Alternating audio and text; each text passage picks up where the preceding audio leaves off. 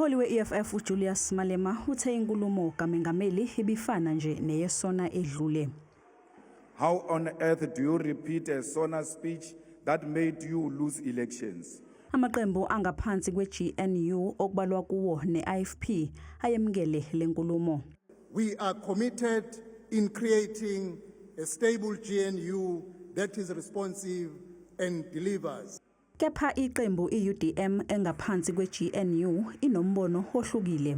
Ubuvula indlu yowisomthetho izolo ngezithembiso president ozenzileyo waze awanika dictate ukubuza ungena njani kule miceli mngeni yonzakalisa isizwe.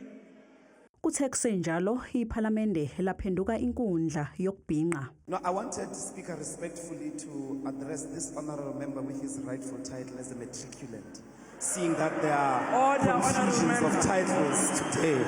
I think that the grannies and the pensioners and the Stokvels who had their money stolen from them at VBS don't sleep any better knowing that the people who stole from them have doctorates and master's degrees.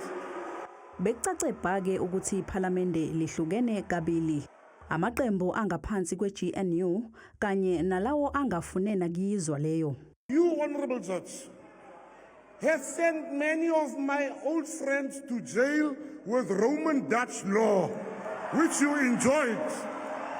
This judge has written papers against Roman Dutch law when he was on the bench. Owabe engumengameli wezwe uJacob Zuma ufike esithubeni. Amalungu MK akhale ngokuthi bushaywa indiva ubukhona bakhe. Please recognize President Jacob Zuma for being in the house.